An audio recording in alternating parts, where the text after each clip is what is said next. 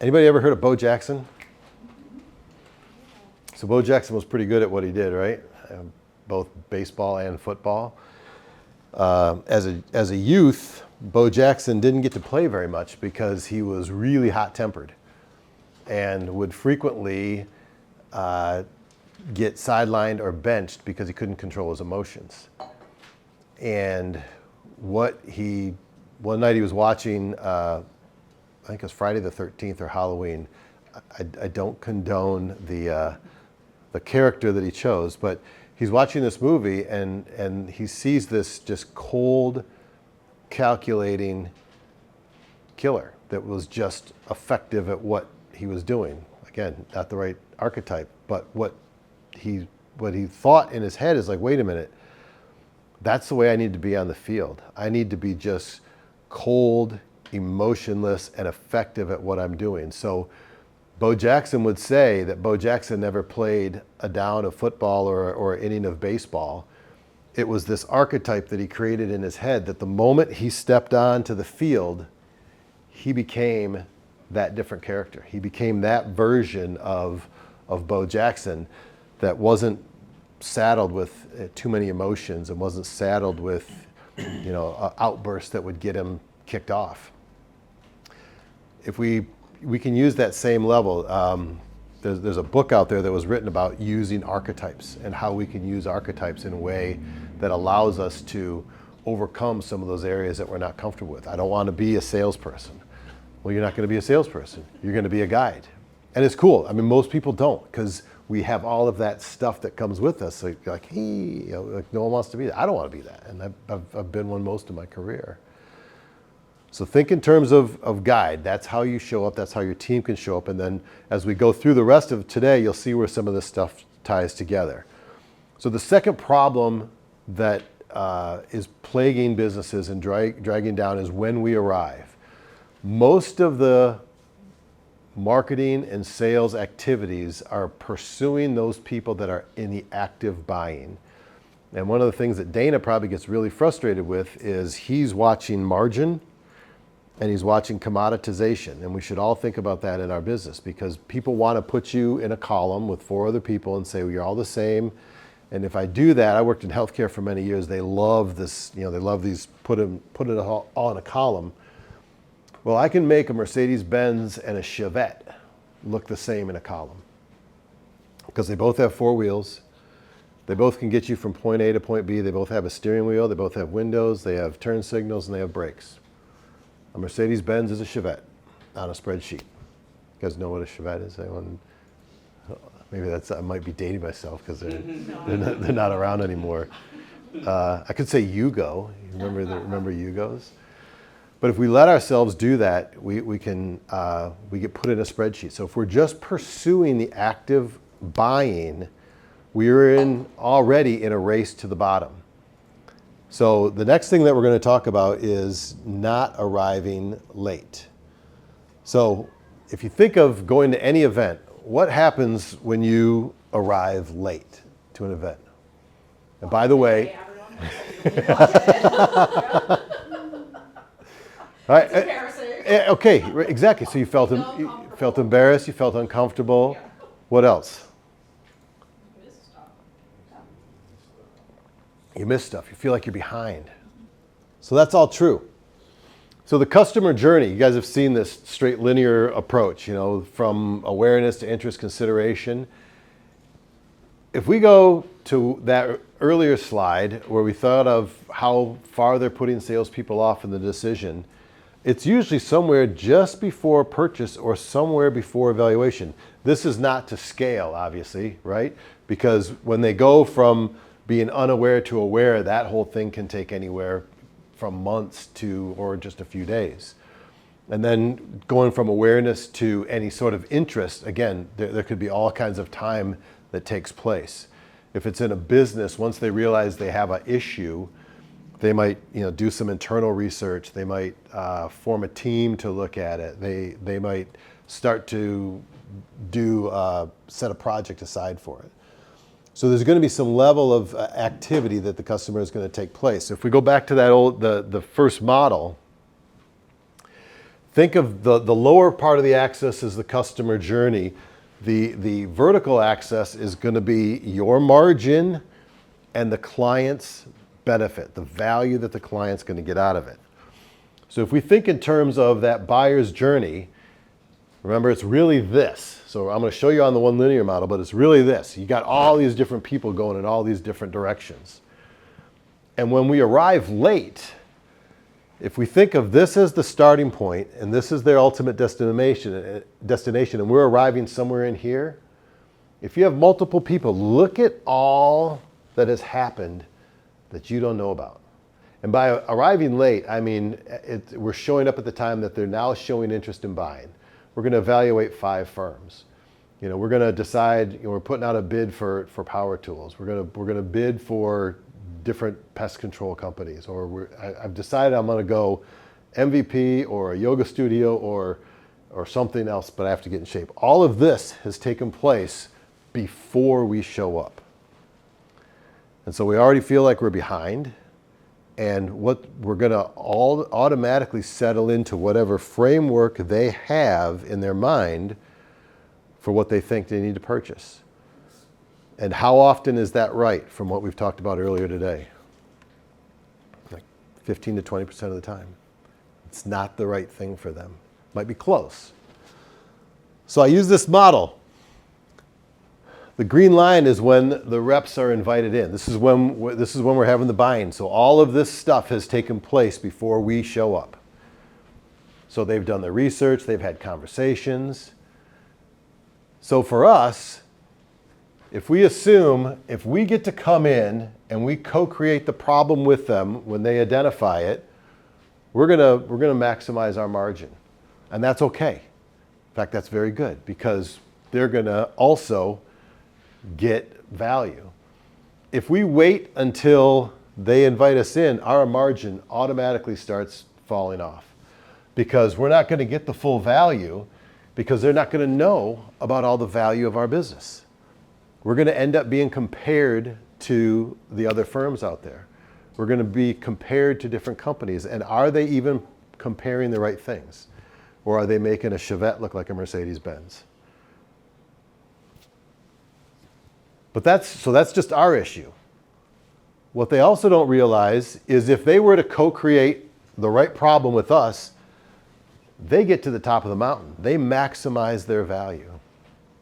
But if they don't, if they follow their normal path all over the place, and they have that one person that we know in the group that's going to Kalamazoo instead of Lansing, the customer is only going to be as effective as the weakest link on their team. Because they all have to get there. They all have to go to the top. But does finance and risk management always talk? I was doing a sales kickoff for a company that sold these high-level safety video systems. And the risk manager was the key contact, but the CFO or the CEO were the final contact. They were the ones that had the checkbook. They were the ones that would write off. And I asked the sales team, I said, how many times, I said, who do you talk to? Mostly risk manager. I said, but who signs the check? And they said, well, CFO or the CEO. And I said, how much does your system cost? $250,000. I said, what does the average risk manager make? What do they earn? And they guessed somewhere, $60,000, $80,000 a year. I said, how often do they say the number $250,000? They thought, I don't know. I said, how often do they go see Dana and say, hey, Dana, I got this thing I want to buy. It's going to cost us $250,000. And I want you to give me the money to go buy $250,000 worth of stuff. And they didn't know. And I said, how often does that risk manager even go talk to Dana? How often do they converse? So Dana's up here. He knows where all the money is. He knows what the money they need. He knows the issues. The risk manager, who knows where they're at, but that's who we're relying on to go sell the value of what we're doing. So we have all these different players in play, and all of that has taken place before we show up, when we show up late. So what happens? if I'm the risk manager and all I can do is bring us to here, well, the company's going to lose the value as well because I couldn't communicate the $250,000 value. So maybe I could only get, I bought the $75,000 one or about the $100,000 one. So the longer it plays out, if we wait till we come in, not only do we lose margin, but the client loses value because they're not ultimately solving their real issue because there wasn't somebody to help them really navigate the issue in the first place. So they may have bought something. So I worked in healthcare a lot, and we were always getting RFPs. And the client rarely got the benefit of what they were trying to achieve. And I would try to tell them, it's like, you're going to get 40, 50, 60% of what you want ultimately. I'm like, no, we're going to buy this thing. I said, yeah, but that thing, this thing is not going to solve all the other costs that you're struggling with that you haven't thought about. You want to buy a hospital bed, but you have a patient safety fall problem, and the bed's not going to do anything that if you don't fix it. And you have a huge pressure ulcer problem, and if you don't buy the right bed, it's not going to fix it. And your nurses are getting back injuries because you have the wrong beds, and the ones you're buying are going to exacerbate that problem. All the stuff that they don't think about, but they have so much momentum when I show up here, which I often did, and I try telling them that, there's no way I'm going to lift them all the way back up here. So does that visual make sense? That help you think about, it's not just us that loses, the client loses. If we just fall into following what the market's doing, the deals that come to us versus the deals we start, they both lose value. So how do you find people if they don't even know their problem yet? That's a great question. How do you find people if you don't even know the problem yet? Hold that. Yeah, got it. Perfect question. I call this the valley of lost value because if they wind up settling down here, they ultimately missed out on what they could have had. So how do we help them? Well, obviously we need to come in earlier, right? And the way we get in there is we have to show up in a way that helps them understand the problems that they're facing. And this goes beyond pain. This is where, who has just one pain in their life, right? And especially during the pandemic, everybody's threshold of pain went up. So pain doesn't convert the same way it used to. It still lets you know that there's something there, but nobody has just one pain anymore. There's multiple, because there's all sorts of stuff that we're dealing with. So in order to come in early, we got to get in there before they're buying, but we have to help align to their priorities. We have to help align to what they're trying to do and show them what they don't know is holding them up. And you're like, well, what the heck does that look like? Or how do you do that? Well, it's not features and benefits, and it's probably not the current call points.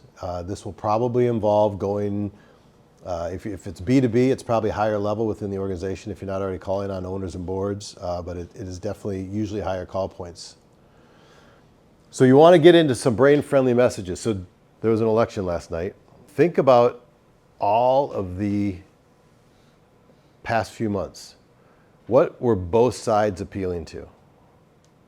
Was it logic or emotion? Emotion. How do humans make decisions? Logic or emotion? Emotion. 100%. 100% emotion. Fight or flight. The world is ending today for one side, and the world is ending for the other side if the outcome didn't be the outcome that was. We're emotional creatures that we try to justify what we do with logic. We're emotional creatures that we try to justify what we do with logic. And when we sell, this whole process, this whole RFP thing, this is pure logic. And then we try to run back to get to the emotion of what are the priorities. What are the ways that they're trying to engage in their world to have a different outcome? So to start answering the question is you want to think about why you and how you help them win.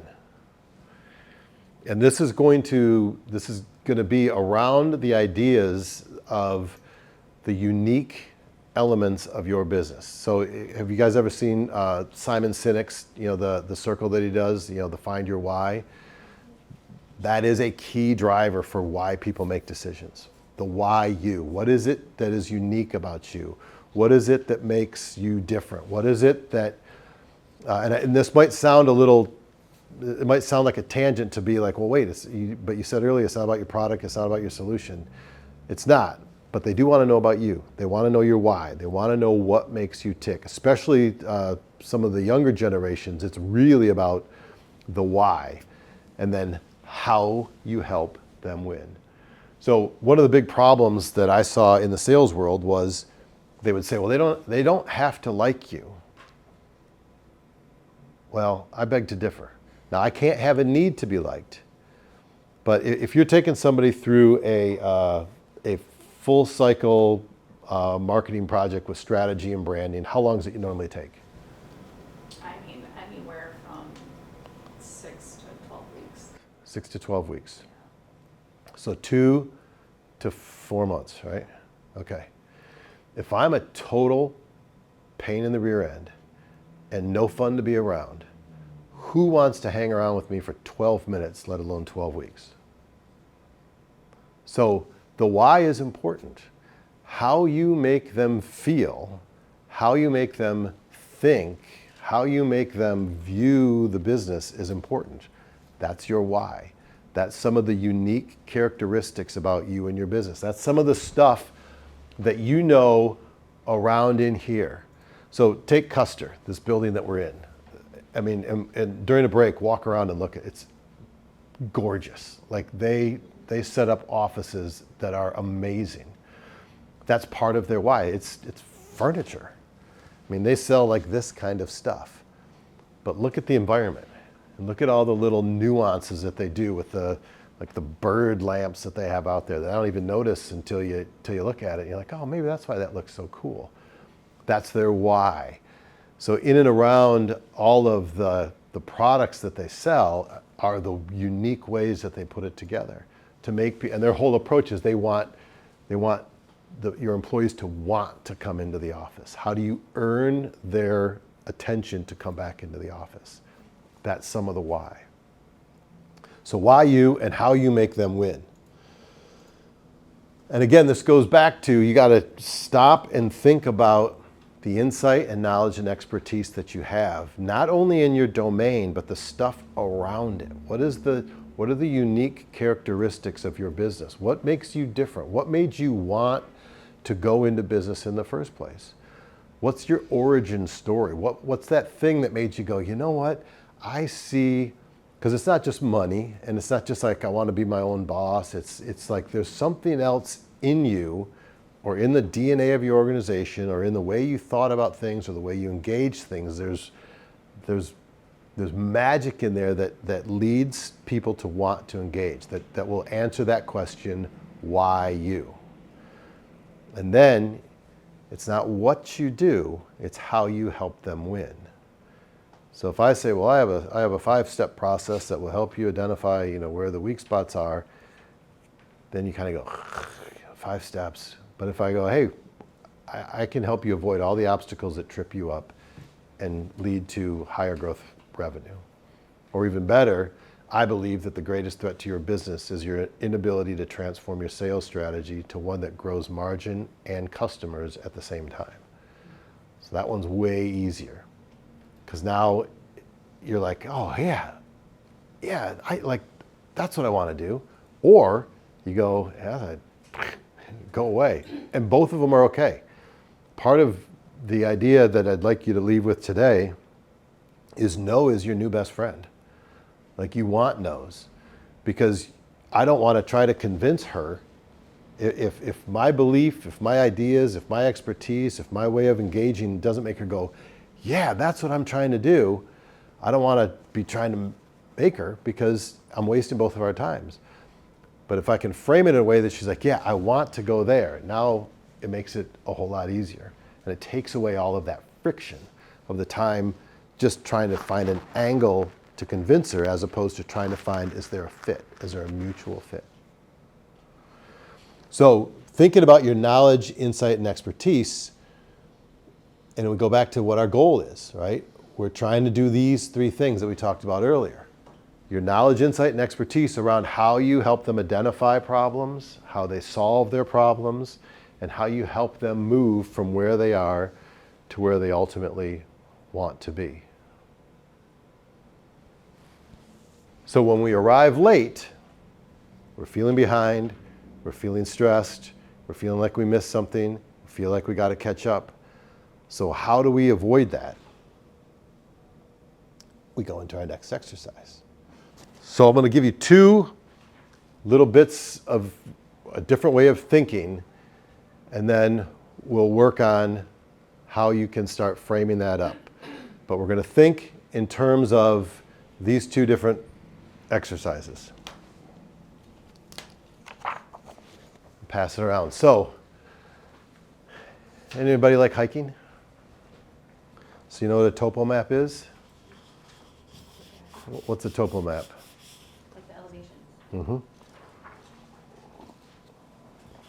Topographical map to help you understand what might be in your terrain. And you guys have probably done a SWOT analysis. So this is what you do with the topo map, is you're going to think about your client's world with the knowledge that you have. So you're going to look at the world as though you are your customer, but with the knowledge that you have. Okay? Does that make sense? And in that, you're going to then look at what are the threats to their business, what are the obstacles, what are the problems, what are the opportunities. And the idea is you're going to make a list. So what is a threat? So in my world, a threat, if you don't have the ability to transform your sales team to one that grows margin and customer, you're going to lose margin. You're going to be commoditized. You might have to downsize. You could lose market share. Business could go out of business. Those are all real threats. Real threats if there's not revenue growth. So I would write all that down. Obstacles. Hired the wrong VP of sales. Don't have a sales process. Don't know what a sales process is. Don't have an accountability culture. Those are all obstacles. Problems. We can't talk about what's going on. We don't know where the issues are. We don't know where the process breaks down. So we don't have any way of measuring what we're doing. Those are problems. So the obstacle would be what it might be tripping them up. Maybe they don't know what a sales process is. The problem would be that they don't have one. So these two would get they're very similar, but people think about them in different ways. So if you get some crossover, that's okay, because ultimately it'll start to lay out as you put them all together. Opportunities. We could grow margin. We could take market share. We could delight our customers. We could show up differently. I would write all those down. And then I'm going to look for themes that strike all four boxes. Excuse me. Does that make sense? So then when I have the themes, if I can find a consistent theme across all four boxes, then I'm going to write what that looks like. So it could be the threat is margin, and the opportunity could be no sales process, or the obstacle is no sales process. The problem is they don't know what they're doing consistently. The opportunity is build a sales process. So now one of that first lines, it could be, I talked to a CEO, say, so tell me about your sales process. What? Oh, so do you have a sales process? No. Now we're engaging about something that is really relevant to them, or my marketing starts in that area. But the idea right now is to just get a list in all four of those areas and then start to align. And it's not easy, by the way. Like this will get you a taste to start, but it's like thinking about the world that way is radically different than what most of us approach it with. But it kind of comes from in the automotive world. When I worked at General Motors, and you don't always look at the issues. It's the issues around the problem, not always just the problem itself.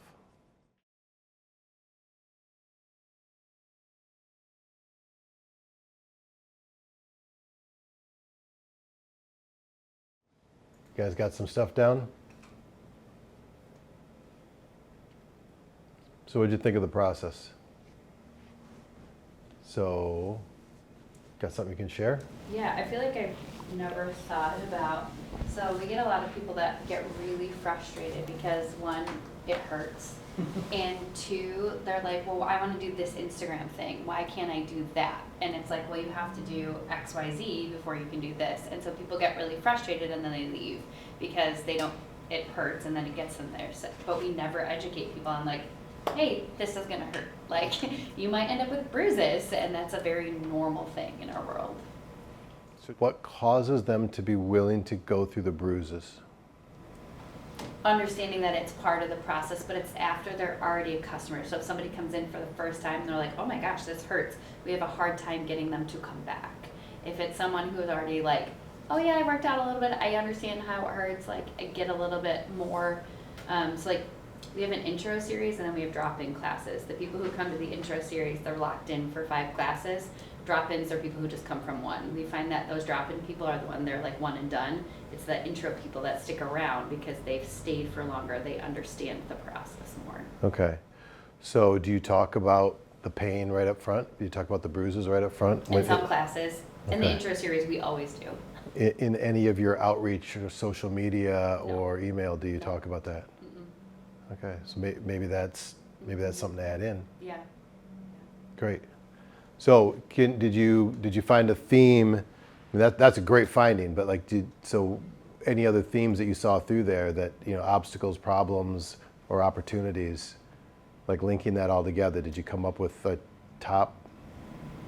I think that one was the most, like, because like people not coming back, like customer retention, and then that like people get frustrated because they're like, I don't look like what social media is, like, again, because they're not, they see the social media thing, that's what they want to do, and they Right. have to do all these things to get there. Excellent. Okay. So maybe a path, and I Mm-hmm. think out loud, maybe a path of, hey, so you want to look like this, This is where you here's what it start. looks like, and Yeah. maybe it's 9 months. Yeah. But, okay, great. Thank you. I guess one of the big ones, and I think this would be good, a better even thing for my salespeople to do, the people that are talking to all their people out in the field. But for me, I think one of the biggest issues that our customers are facing are the new platforms that are coming out. So electric vehicles versus internal combustion engine vehicles. There's a big push, or there was a big push a couple years ago that everything was going to be EV. So everyone had to retool, had to build new machines or totally new materials, a lot more aluminum versus steel, et cetera. And then kind of the sales of EVs didn't take off. So a lot more of the car companies were going back to internal combustion engines. So that whole process, and it's new technology, it's new ways of doing things. It's probably a lot fewer parts compared to current platforms, but then to have that totally switch and then have to go back Yeah. to it, that is a problem. Frustration, lost expertise, seeming waste of money. Like, think about the amount of friction,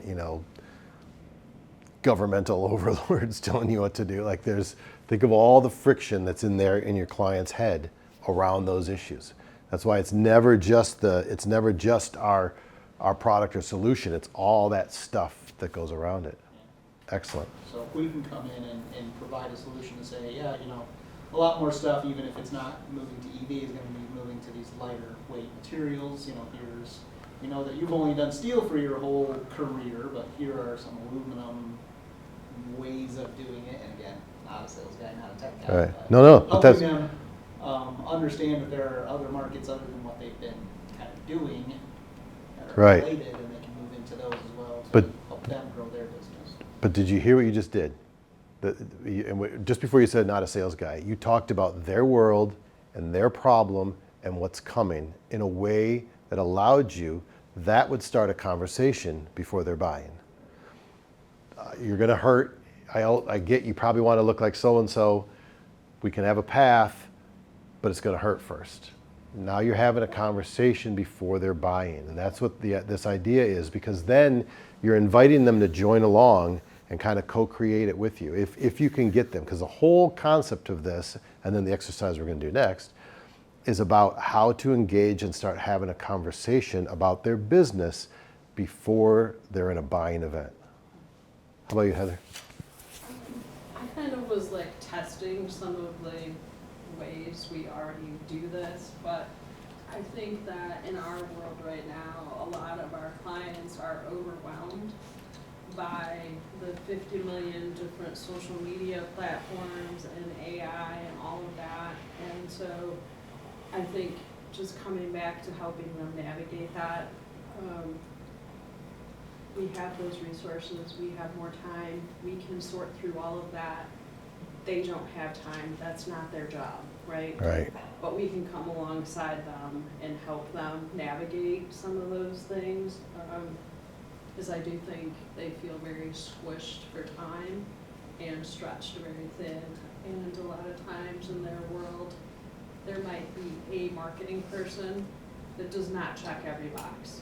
And then they just get frustrated and they don't think that person's doing the right job, when really you're asking them to do a lot of things outside their expertise level. Yeah. Swiss Army knife is great, you know, unless you need it to do something really highly specific. And it's, you know, especially in the world of marketing, there's like, what, 83 different, you know, marketing expertise domains now. So excellent.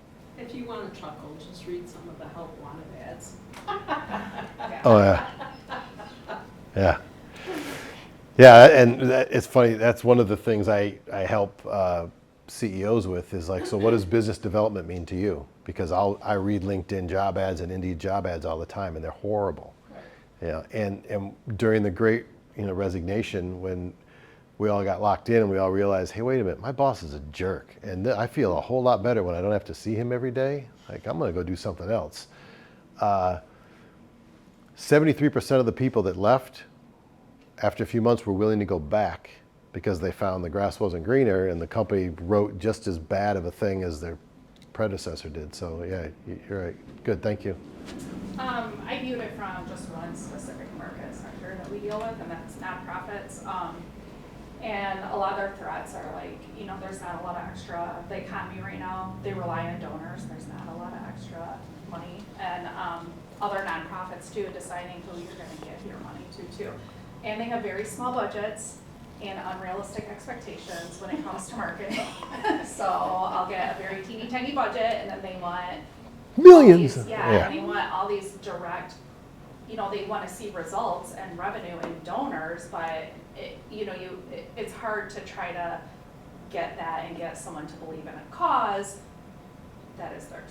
Right. So that is a lot of the problems. And then a lot of their marketing is reactive and not proactive. So just like implementing strategic plans and sticking, they have strategic planning, but they do not like stick to them. And then they always go off and then want all these other little marketing campaigns going on, and it's just, and then their budget's blown, and then, you know. Right. And then they get a big donor that has a pet project, and then they align everything to the pet project of the big donor. So Yeah. it's, their CEO is like all over. Yeah. Yeah. And too many decision makers too. Right. That's another thing. Yeah. So governance, the proper strategy, helping them align to what they're trying to do, expectations about what they're getting. What do you want this marketing to do for you? Where do you think it's going to take you? And then having those hard conversations about, all right, what's reality versus, you know, pipe dream. Good. Michael. Especially for what I do, I mainly aim towards doing like the eco-friendly product. And some people, I guess you say like an obstacle is they may not see the value in like taking, you know, extra steps for their health, especially when it may come to bugs or something like that. They have tall grasses and woods all around. I mean, it's ticks and anything else that can come through. I mean, you never know what's happening. So if you get by a random mosquito, I mean, here you think, yeah, it's the U.S., but I mean, it's somewhere around here. I want to say on the northwest side that's called, I believe they were from, from some bank. Their kid called West Nile virus. I mean, you like, well, that's not going to happen to me. And it's like, Right. you never know. Right. I mean, and just the value and the health. And recently, there's been an uptick in triple E, the Eastern equestrian encephalitis. Mm-hmm. And that it may not be dangerous to humans, but it's for sure dangerous to like any animals you may have, especially horses. Yeah. It kills horses almost instantly. Yeah. And the whole eco-friendly part of it, what are the chemicals doing to us? What are the chemicals doing to your environment? Yeah, so great. All right, so different way of thinking. Did it help you shift your thinking a little bit? So our clients engage with problems. So if we're thinking about how we're going to start conversations sooner, now we've got a set of problems that we're going to talk about. So, well, who might this be important to? Who are the people that we can then go talk to and have these conversations about? So we'll do this one just a little bit, but think in terms of who, what, where, when, and why.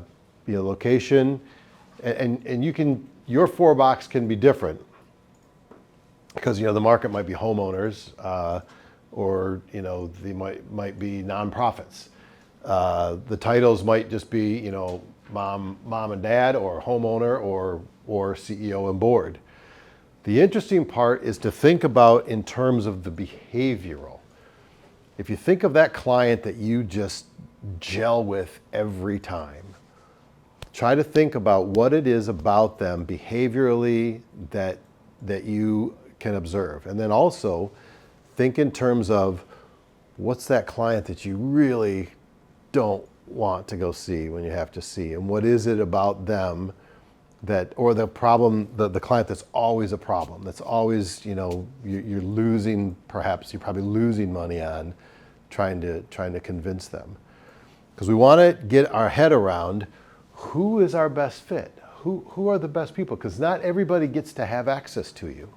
And one of the ways, if you start thinking in terms of a guide and you start thinking about this unique expertise that you have, not everybody gets to do business with you.